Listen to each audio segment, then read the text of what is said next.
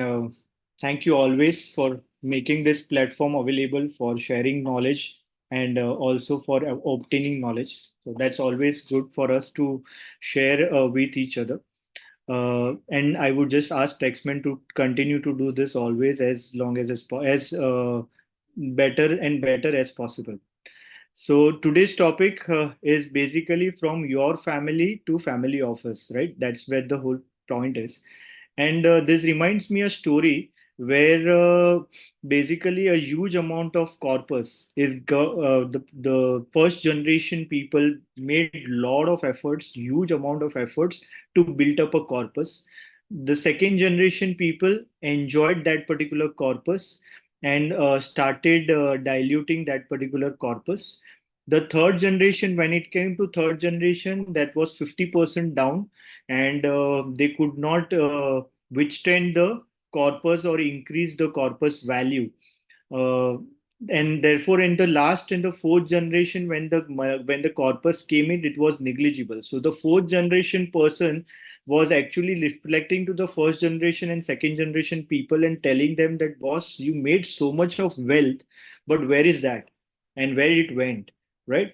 Now that's the question which of course is there with lot of family businesses, lot of family people, lot of kartas of the family, the heads of the family, and lot of business tycoons who have huge amount of corpus built up over the years, build huge amount of wealth built up over the years, and much worried about how do I ensure that the beneficiaries of my wealth is relatively maintained, sustained, and grown, right? With this thought process, the whole concept of family office has got developed over the period of time, and it has become much more matured enough to understand and for us to practice it forward, right?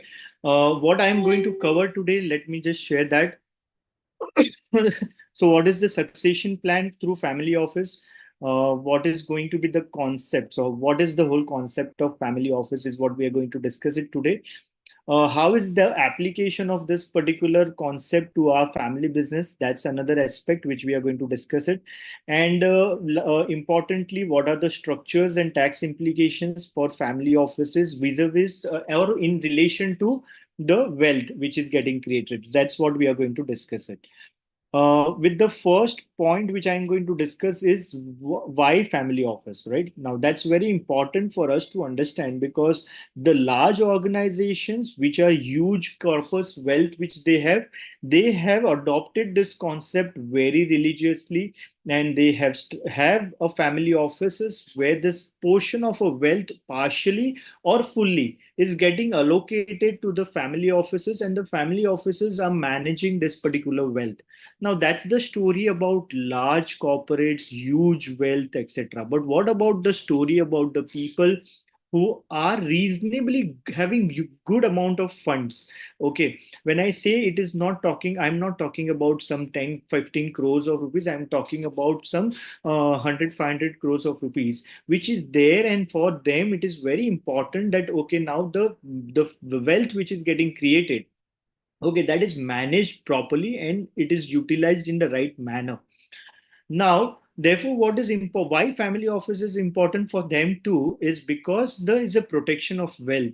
Now, let's consider a situation where the generation 2 and generation 3 are allowed to utilize the fund in the discretionary manner in which they want. Now, what will happen?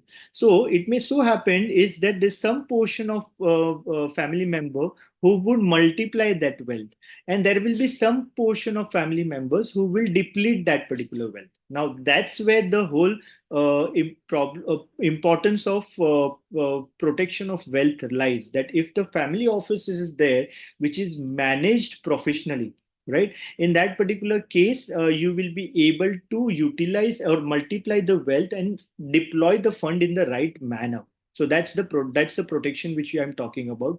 The second point on protection which I'm talking about is that this decisions in relation to what should be the proportion of allocation of funds among the different asset class. Now that is something which is not at the discretion of the family member. It is already designed by by the settler, by the karta of the family, and also by the professionals. Now, this whole scheme is defined in the in the whole structure, and accordingly the professionals and the trustees of the trust manages this particular fund, right? So there is no discretionary power with individual family member to utilize the fund or to deploy the fund in which they would like to, right? So that also leads to good amount of protection. The third reason of protection, why I would say, is because it is controlled at a common culture. Like there are group of there is a CEO, there are CFOs, there are professionals who are already doing a lot of research in the market, in the in the market, which could be international market, Indian markets, security market, bond markets, etc. So there is a research team who functions on it, and that research team, whatever outcome of that research team is there, that is something which is utilized for the deployment of funds. So there's a common bunch of professionals and experts and researchers who actually come together, and they do certain amount of analysis and come out with an outcome, and based on that the funds are getting allocated. Now it can be family A, family B, family C, family D. It can be four different families, but the whole bunch of funds, which is otherwise would have got distributed individually and they would have to individually manage it, is getting managed under the corpus, right? So that's the advantage, and that allows to protect the fund, to protect the wealth to the large extent. So that's also the purpose of having this family office. Now, so let me take one another example, which says that if suppose a family A is looking out for investing internationally, family B is looking out for investing in certain jurisdictions for certain regions. There's family C who's wanting to invest into only in India. Now, what happens is in this situations, if it is distributed, then the individual calls will be taken. Whereas over here, what happens is all together, jurisdiction wise also. So if I want to focus on a particular jurisdiction, then there is a particular focus which is given to that jurisdiction. If I want to focus on certain sectors, then I'll be focusing on those sectors. So the value for money, for the investments which you're making in doing an analysis, the ROI of that is much better comparatively. So that's the point number three.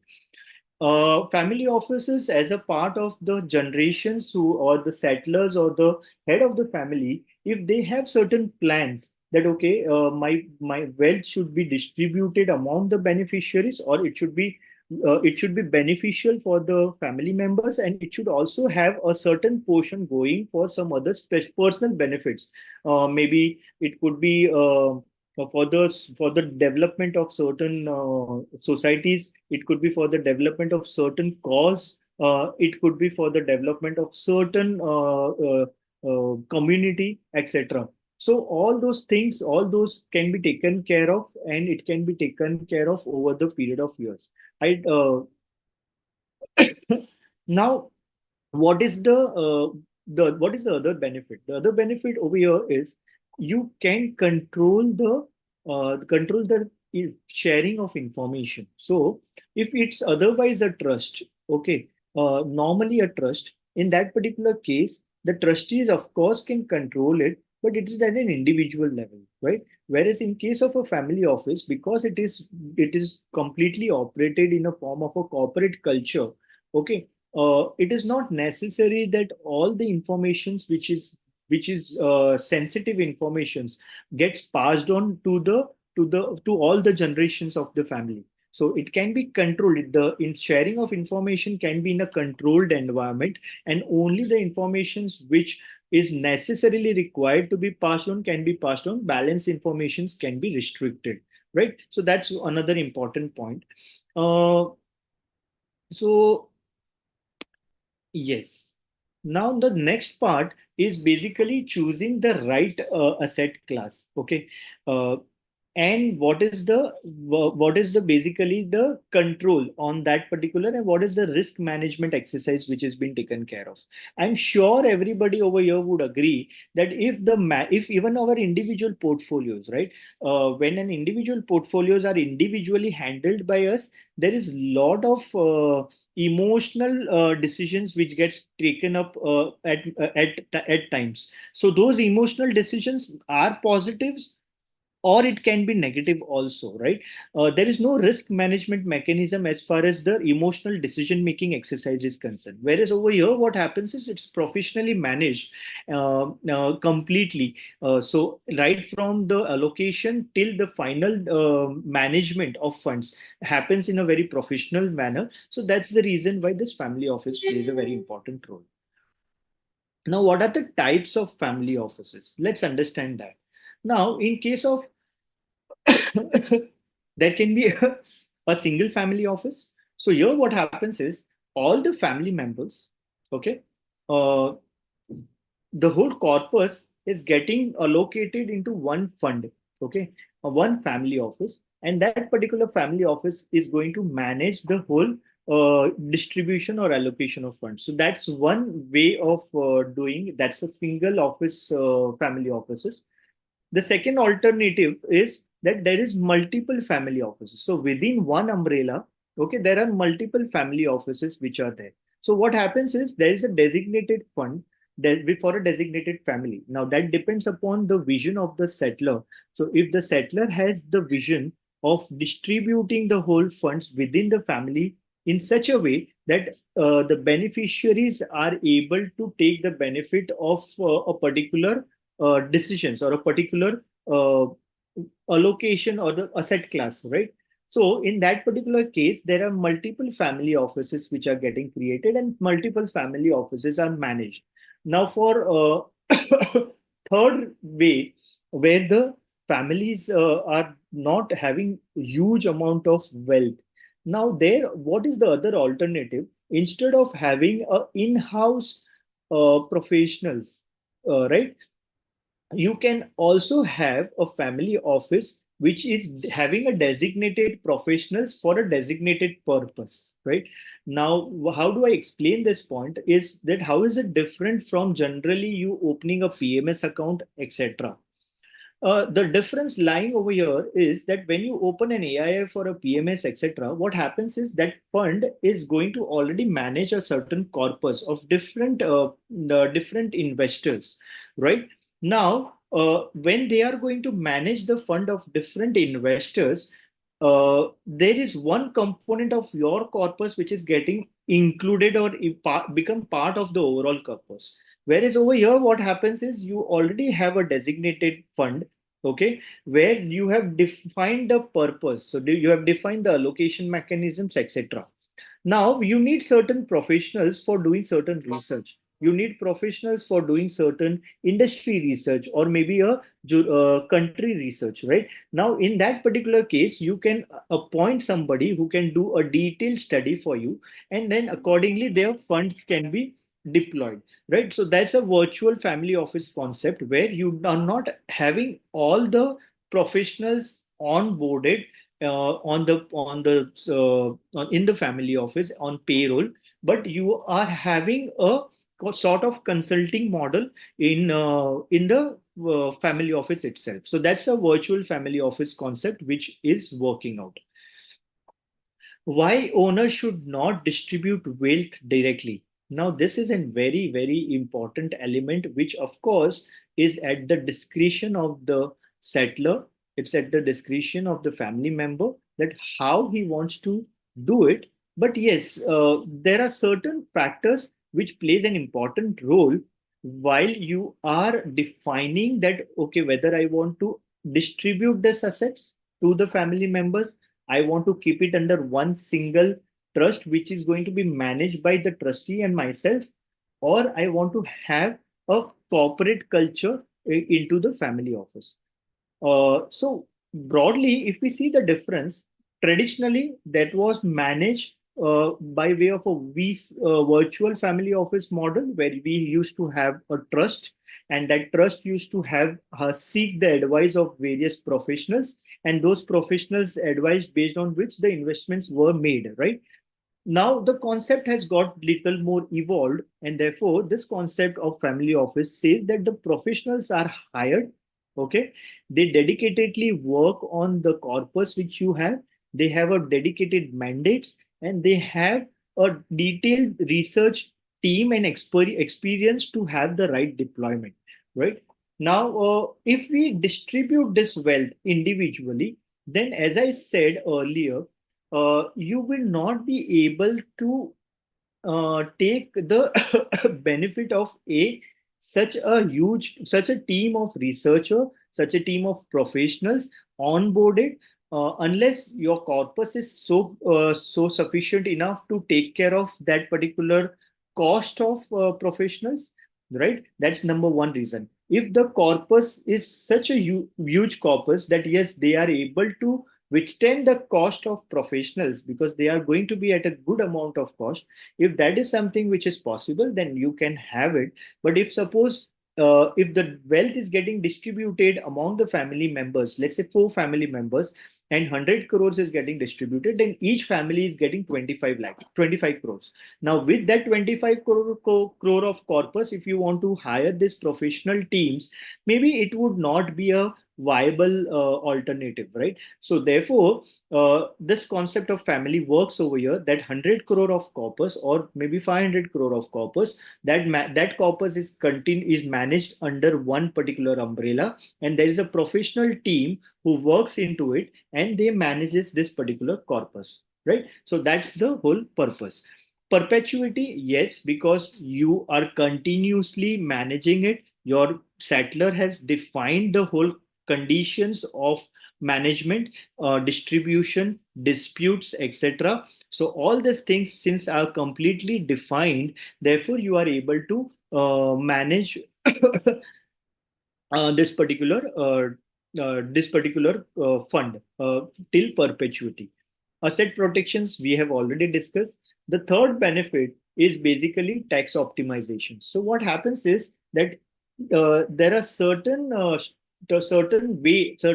structures in which when the funds are basically deployed, let's say in overseas, okay, and they are invested in overseas, then that particular fund, the tax implication of that funds will not be at the time of accrual, but it can be at the time of distribution, right? So there are some specific leverage available. We can also discuss this from the gift city perspective. Like even in gift city, there are certain exemptions which are provided if the funds are managed in a particular manner, and there are benefits available which we'll be discussing across, right? So tax optimization is also one of the element which plays a role when the funds are joined together and worked out in a family office concept. Now, what are the things which are required to be done in order to avoid disputes? Now, let's say if you have a normal fund which is there where all the family members are beneficiaries, right? And the professionals are managing it. Okay.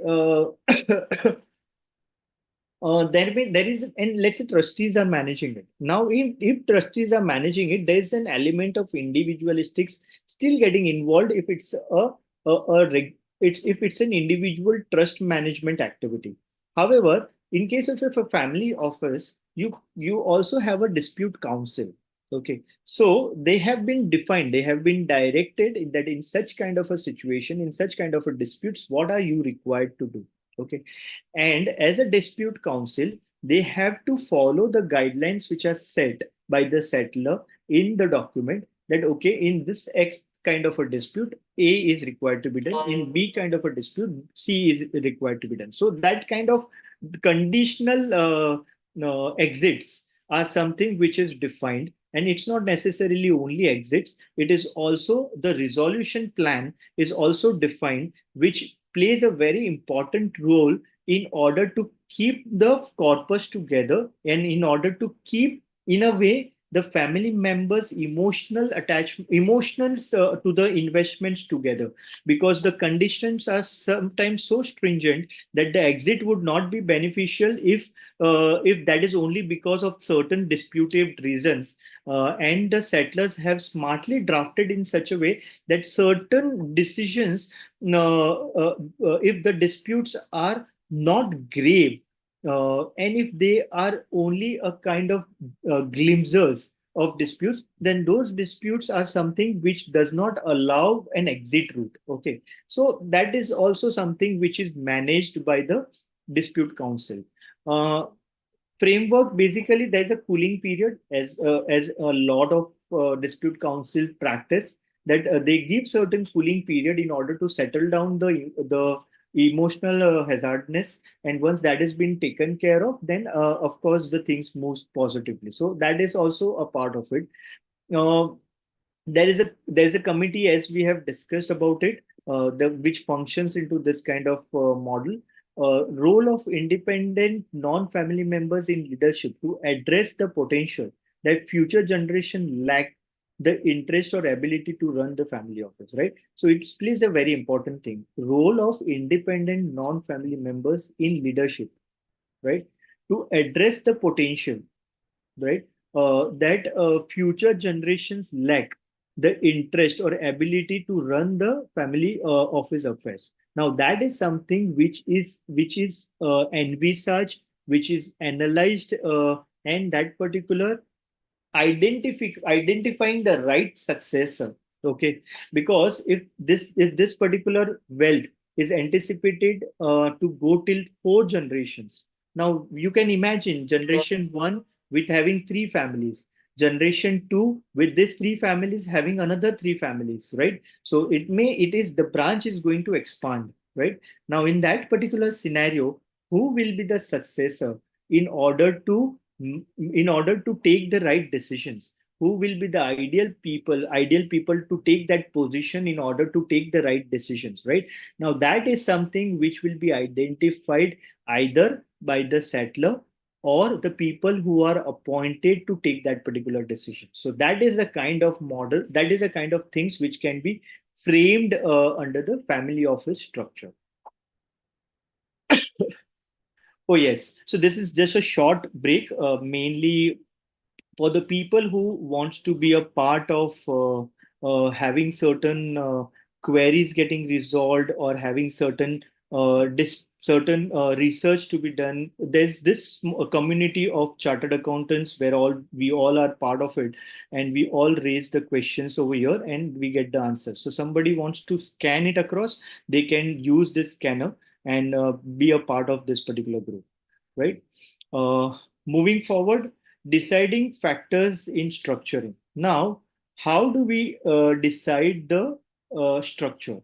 So, in order to decide the structure, okay, what is important is we need to define that what is the purpose of the trust, right? Whether my purpose is only to maintain the overall corpus, number one.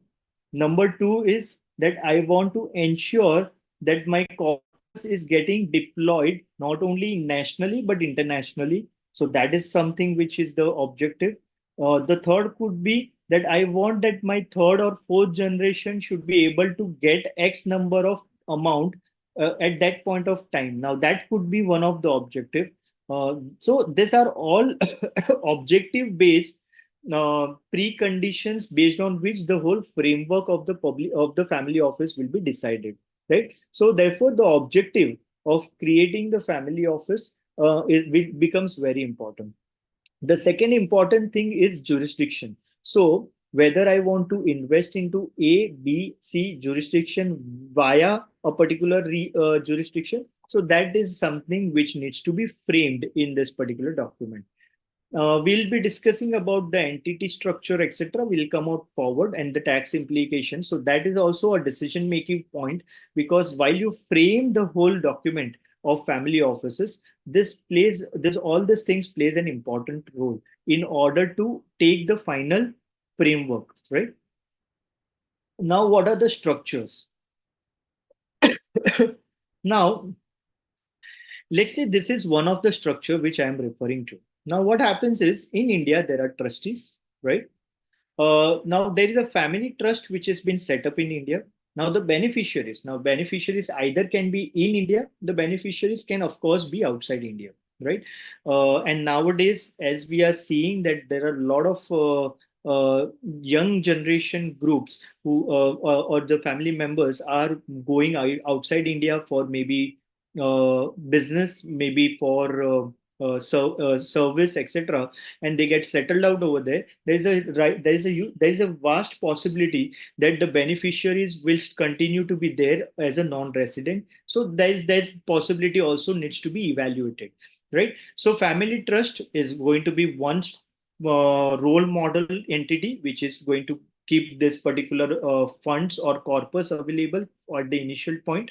So that is the trust which is going to get created. Now that trust will have one holding company.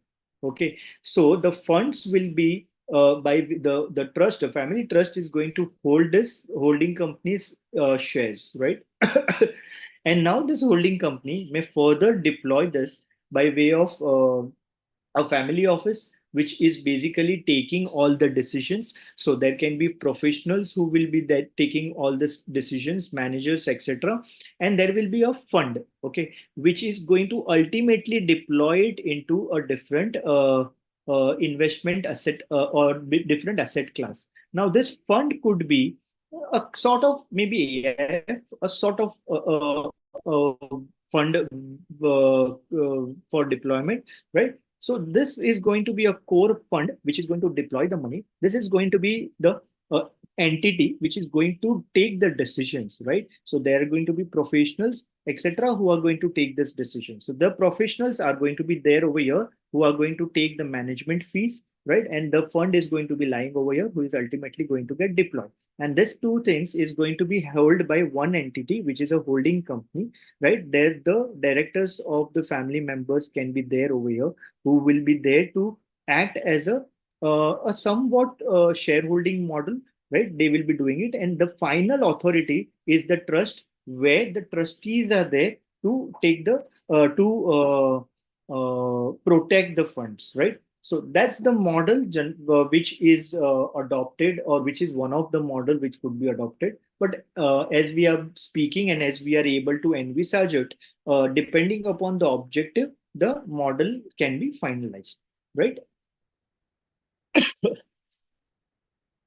Cases where owners does not have fund in own hands to dispose it directly, funds in company to dispose.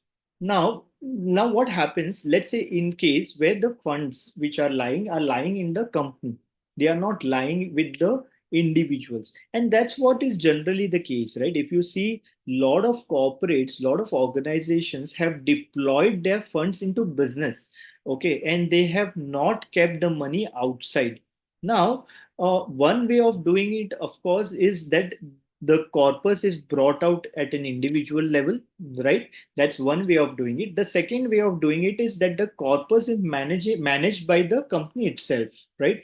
Now there the alternative could be, right, that you develop an undertaking, or the undertaking is already there who is investing the surplus into the asset class, right? Now if that kind of an undertaking is already there, then you can demerge this entity into a different entity where the shares of this demerged entity are held by the family members, right? Now this particular demerged entity can play a role of holding company in the previous slide what we saw, and that particular holding company can then, as we spoke, that there can be ownership of a management company and the fund, right? That is something can be done. So again, if I summarized it, if the money is lying into a company or a corporate, okay, and if there is an undertaking, or if the undertaking is developed, which is actually doing an activity of investments activity, okay, then that particular undertaking can be demerged into a separate entity. These separate entities are held by different shareholders or family members, okay, which is then ultimately transferred to a trust, and trustee holds that particular ownership of it, right? Now that if that is been done, and then the fund is managed through professionals, then that can be a model through which the family office can be created out of the corporate funds, right? Again, somebody if want to join, they can always be a part of it. Tax implication in family offices. Now, what is going now? We are moving towards the tax implications. So, what is this? This is interesting how the Indian model is functioning. Of course, I am not going to discuss in detail about the foreign models or the overseas models, but I'll give you a glimpse of it. But largely, what we are going to focus is what is the Indian model. So, Indian model functions in this way. So, if there is a private trust, the trust, if it is registered in India, you are able to see that on the right hand side there's an income. Okay, so there is a trust which is generating income in India, and there is an asset class which is also generating income from Hong Kong. HK is Hong Kong, right? So there's a 50, now you can put a number, 50 million, you can say 50 rupees, you can say whatever we want to say, but that just as an example we say 50 rupees. Okay, so 50 rupees is basically an income which is generated from the asset class which is there in Hong Kong. And 50 rupees is the income which is generated from an asset class which is there in India. Right? Now, this particular asset class is how is it going to be taxed? Now, let's look into that. So, let's say the trust which is registered in India, okay, or a family office which is there in India, we won't say family office, we'll say trust. So if the trust is there which is registered in India and the trust has beneficiaries, now there is a beneficiaries, let's say over here, let's say beneficiaries is in India and beneficiaries are in Hong Kong, let's say. Okay, now what is going to be the tax implication? So the conceptually the tax implication plays based on the residential status of the beneficiaries. That's the concept. Okay, so this 50 rupees income, if we see, then the beneficiaries in India is entitled to, let's say 50% is the share, determinant share. So 50 rupees is going to be received from Indian income and 50 rupees is going to be received from Hong Kong income, right? So if you see down, you will be able to see that the beneficiaries in India will be taxed on 25 rupees in India for Hong Kong income and 25 rupees of the Indian income which he has done, right? Now we go to the next part of it, which is beneficiary who is not in India, who is resident of Hong Kong. In that case, what is the component which is going to be taxed in India? Now, why we say that, why the component will be taxed in India? Because there is the trust is registered in India. Okay, the corpus is there in India. Therefore, the Indian government has the right to tax this particular income. So now what is going to be the tax on the income which is earned by the beneficiary who is there outside India? So there what will happen? The Indian income is going to be taxable in India, right? Because that is a component which is of the Indian portion, which is earned by the foreign beneficiary. So therefore, that will be taxable in India. What is not going to be taxable is the income which is generated from the asset class which is there in foreign country. So asset class which is there in foreign country, 25 rupees for a foreign beneficiary will not be taxable in India.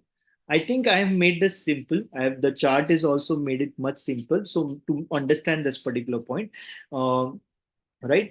So by and large, what is going to happen is Indian beneficiaries are going to be taxable in India. Foreign beneficiaries are going to be taxable in India only to the extent of asset class in India. And for the asset class which is located outside India, they are not going to be taxed, right? This is basically another summary which will give an understanding of the chart, understanding of the tax implication. So a settler has an Indian assets. So let's say if he has an Indian assets, we are looking onto the left hand side of the corner. So settler having an Indian assets, opening an Indian trust. Okay, beneficiaries are India, and taxability will be only in India, of course, right? Now let's see the another chart. Another chart says settler basically having assets in Hong Kong.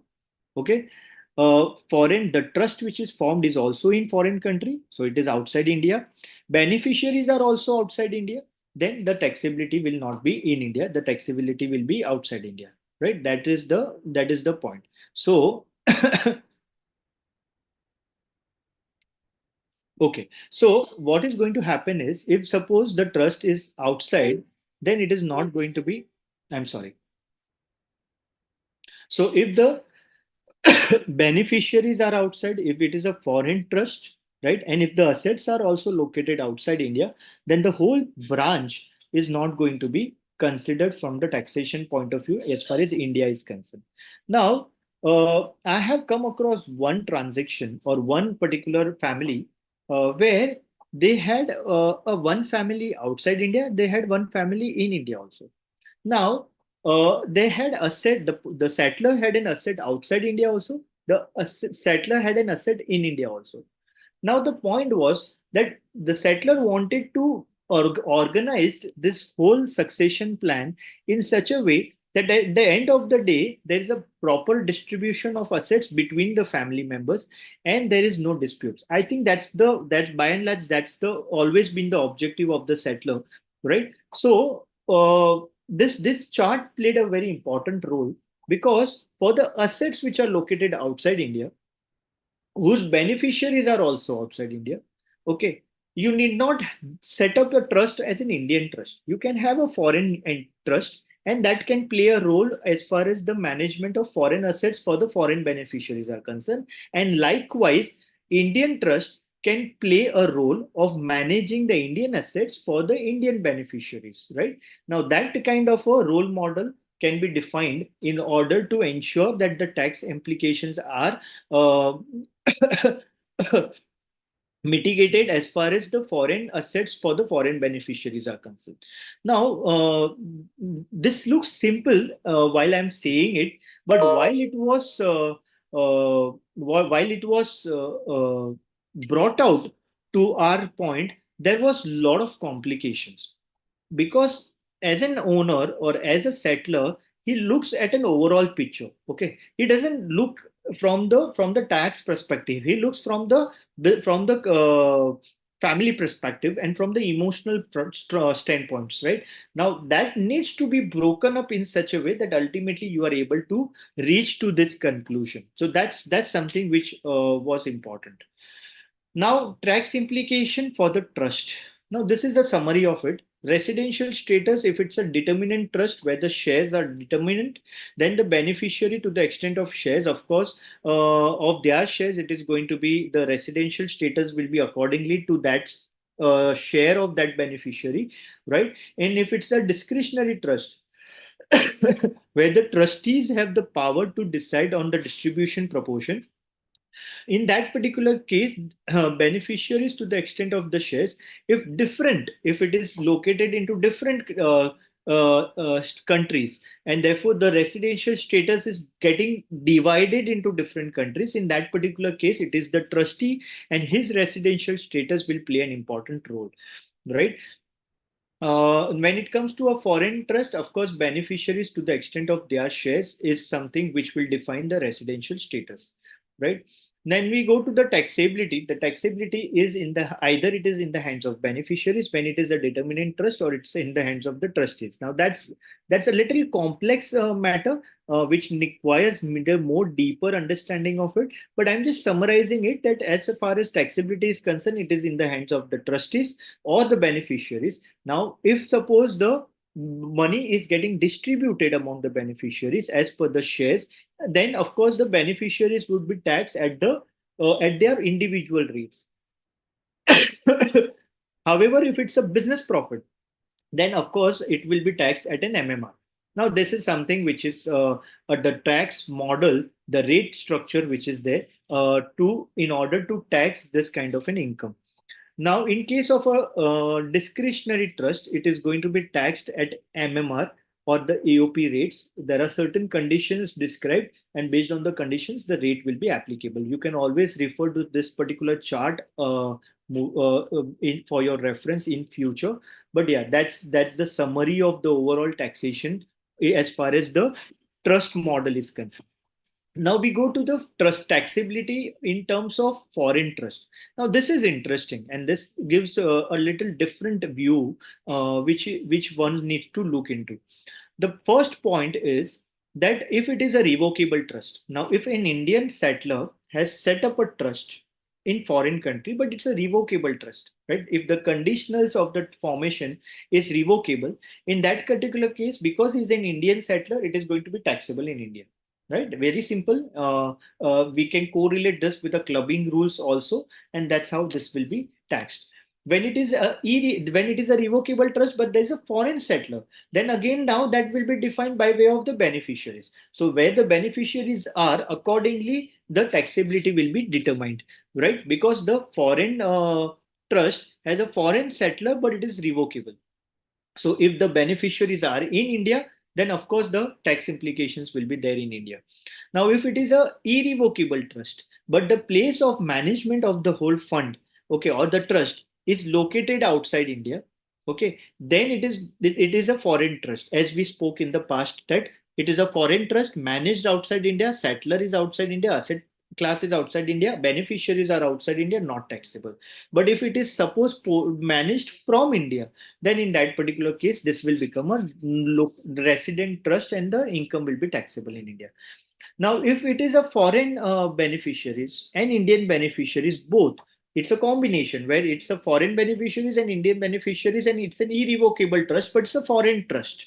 In that particular case, the Indian beneficiaries will be taxed. Right, to the extent of Indian beneficiaries, this is going to be taxed. Now, I will also give a glimpse, a very short glimpse of certain benefits which are there in family office from the tax standpoint. Right now, if you look into Singapore, Singapore has a mechanism or a model wherein if you are investing into family office outside India, okay, in Singapore, okay, there are certain levels, and they have determined in a very structured manner that if you are satisfying certain conditions, you fall into A bracket. If you satisfy certain conditions, you fall into B bracket. And if you satisfy certain condition, you fall into three category. So there are three categories. Now within that categories, the tax implications have been defined. Now, what I want to highlight over here is that because in order to have a more mobility of the funds and to have more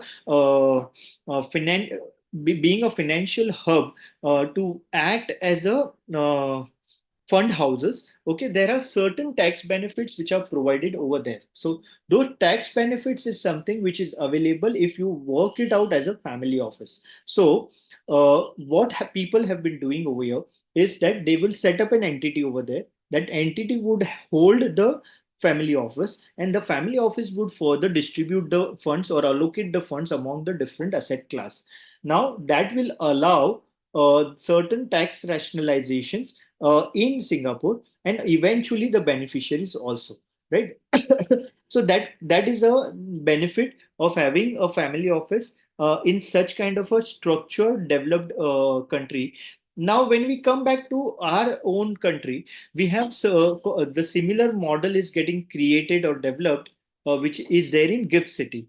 So if you have a gift city where you are deploying certain funds, okay, and the beneficiaries are in India and the beneficiaries are outside India, there are certain tax rationalizations even in that particular case wherein you can take the benefit of it, right? So I'll be having one slide in relation to it as to what are the benefits of having a family office in gift city, which we are going to discuss. But what I'm trying to bring up to the notice is that this family office concept is also allowing to have certain tax rationalization, right? uh, Now moving on to the next point is basically uh, what are the benefits, right, of setting up a family office? Tax saving, of course, as we spoke. The second one is limited. So the limitation on the foreign exchange mobility is relatively less, So less limit applicable and compliance of FEMA by using proper structure, eventually more returns, right? So that's one thing. A single office, family office, or a multi-family office in Singapore gets tax exemption, as I spoke, arised from the investments from single family office. So if suppose there are, as I spoke about the three categories, within the three categories, if the conditions are satisfied, then there are certain tax rationalizations which is beneficial for the family office structure. Family office in gift city, basically investments in overseas real estate is allowed, right? That's one thing. You can make that particular workable if you are having a family office through a gift city model. Succession plan can be done effectively through a trust structure. Private trust structure serves to meet long-term goals, right? 100% tax exemption for 10 consecutive years and GST exemption. So that's something which is available when you are into gift city. You can borrow funds because there is an accessibility of the international banks also as far as the gift city is concerned. So that is one more advantage wherein you can leverage the overall proportion of your fund and also the allocation of fund by having certain borrowings if required. That's option available. Relaxation as far as the FEMA regulations are concerned, and it is a powerful tool, right, to deploy and diversify your portfolio. Right? So these are some of the advantage which is there available in relation to family office. It's a very um I would say a concept which till now, as a family, we were always seeing that it is adopted by the larger, huge fund houses or huge corpus funds. But I would put it up in this way that even if we have a wealth of, let's say, 75 to 100 crore, even there, this particular corpus should be managed professionally. Number one, it should be managed in such a way that the generations, so maybe three, four generations, are able to take the benefit of it. So it's a structured in that way. And third, it has an element of a corporate model, right, where you are able to be a part of the decision, but you are not the sole decision maker of the corpus. So there is a wealth protection also. So these are the reasons because of which I would say that the trust model or the family office model is very important. Again, for the people who would like to ask queries or get case laws from the community, of course, this is a pure open community which is contributing and sharing knowledge with each other. So anybody would like to be part of it can register to through this particular QR code, right? I think I'm done with my presentation.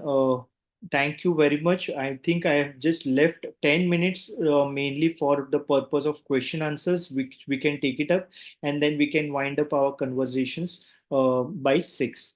With this, I would just take up the questions if there are. Yes.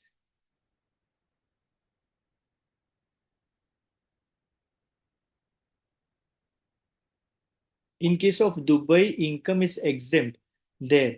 Will it be taxable in India? So the answer, Rahul, is that it is exempt as far as the laws of Dubai is concerned. However, if the income is going to be brought in India, okay, because the beneficiaries are belonging to the Indian in India. Now it depends upon which model you are. Are you having an Indian trust which is setting up a fund outside India? That is something which needs to be looked. But principally, if you see, because it is an exempt income in Dubai, it does not necessarily become exempt in India. That's the principal point. But yes, as far as the structure is concerned, you can work it out in such a way that the Indian government is not having an access to tax this particular thing. Now, can the settler be beneficiaries? Answer is yes. Will you share the reference material for this session? Yes, the reference material means I believe the PPT is what you're talking about, which Taxman, of course, shares with every member who have participated in it. So Taxman will look into that part and they will be sharing this particular presentation to everyone. Uh, Thank you, Karishma. I think this leaves any question. I just want to check. No, I don't think. Q&A, I'll just refer to Q&A. Yes.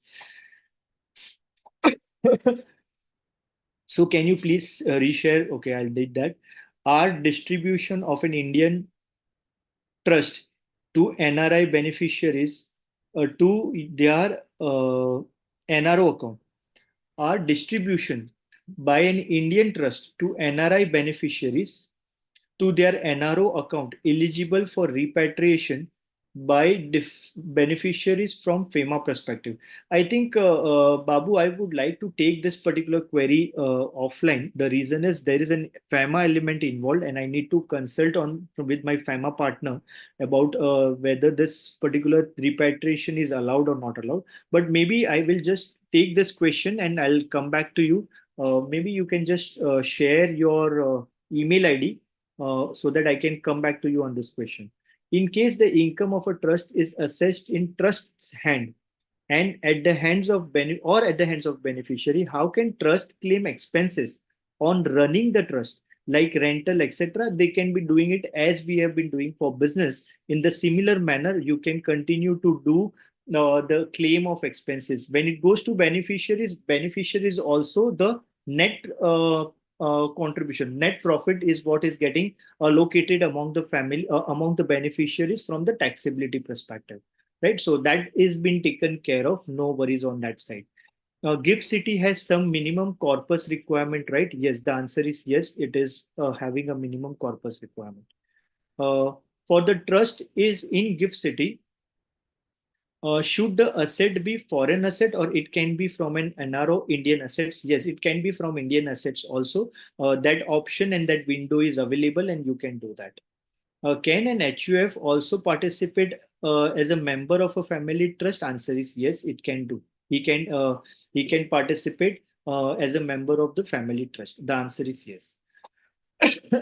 What are the FEMA nuances to set up a trust structure in Singapore by the Indian or the Indian residence individual? So basically, I am not the right person to answer from the FEMA perspective. I have my partner who can answer this. So since the name is not mentioned, you can leave this query to me on my email ID. My email ID is Darshak, Darshak @SNCO.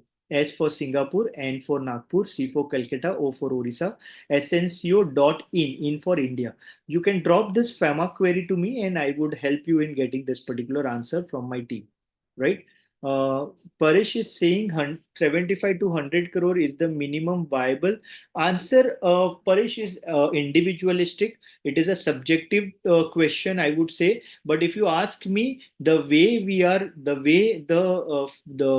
the investments uh, plays a role in our overall corpus. So we develop our corpus through ways. One is of course through our business and day-to-day activities, and one is through this investment model. Now, if this investment model has a money of 100 crores, I would individual personally would still believe that this model, this family office model is still a viable model because you can hire a professional. They dedicatedly work to develop this corpus and multiply this particular corpus. So from my side, the answer is yes, it can be taken care of, and this therefore this concept is getting more and more popularity as more and more family businesses or family families are coming onto this particular model, and then they are hiring the professionals to manage this particular thing. Dhruv is saying there was a slide in which there was a determinant trust having one beneficiaries in India and one in Hong Kong. Yes. Can you please advise how would the taxability work in the same scenario? Just one change that the trust is the discretionary trust.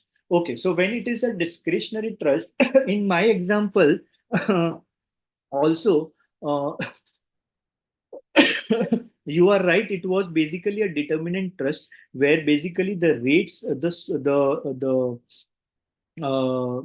share was defined and therefore the proportion was easily allocable. But when it comes to a discretionary trust, okay, where the trustees has the power to decide and discretionary allocate, in that particular case, what is the component of distribution? If there is a distribution happening, then that would define as the share of the beneficiary. And if that's not the case, then the trustee will be considered as taxable, and the whole portion of the profit, okay, will have to be made taxable in India, because in that particular case, the fund which is earning income from it, it's an Indian trust, which is a discretionary trust, and that is earning an income which is from the foreign assets, and there is a foreign beneficiaries also. But since the law is defined in such a way that if there is a discretionary trust and the amount is not distributed, then the trustee is made a person whose residential status would be checked, and based on his residential status, the tax implication will be applied. That's the reason the whole amount will be taxable, right? What about less than 50 crore? Paresh asking this question. I believe, Paresh, this is a very subjective question. You need to actually look into the value for money. If there is a value for money in doing this exercise, then it is. But I believe less than 50 crore would not be a much lucrative option, personal level. It should be more than 75 to 100 crore to play this particular game. That's what my personal suggestion is. But as I said, it is absolutely open and subjective on the value for money decision, right?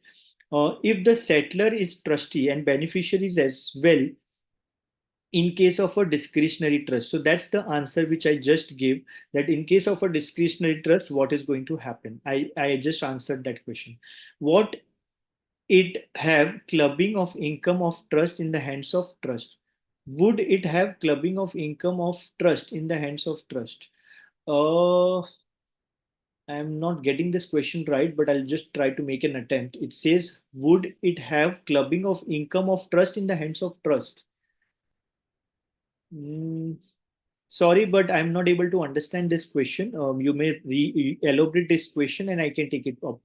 In the hands of settler, where 25% wealth is overseas. It's 6 o'clock. Yeah.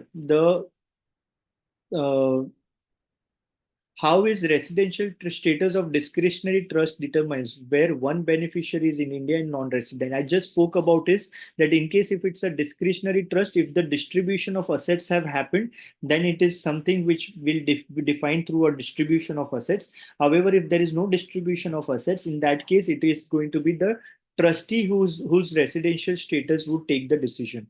Right, Babu, I am taking note of it. About your email ID. Just give me 1 minute.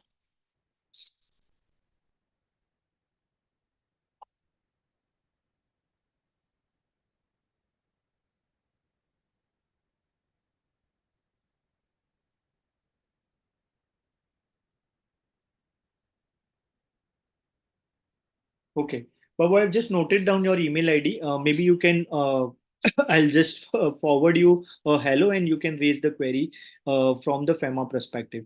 Any experience in case of a foreign trust wherein one of the beneficiary in India, will the corpus distribution by foreign trust on termination be taxable in India? If the beneficiaries are in India, then yes, the answer is yes, it is going to be taxable in India. Would the answer be changed if the trust distribution the current year's income? So as I said, if it's distributing, then that's how the allocation will happen and the shares will be determined, the allocation proportion will be determined. If it is not distributing and it is a discretionary trust, then it is the trustee whose residential status will determine the taxability, right? I think I have answered almost all the questions. Only one question about Babu is something which I'll be answering offline. I hope you would have enjoyed this particular presentation and got some good insights about family office and the family succession trust model. If you have any questions, you can always reach out to me either through Taxmann or at darshak@snco.in. That's my email ID, right? I hope we are concluding the presentation.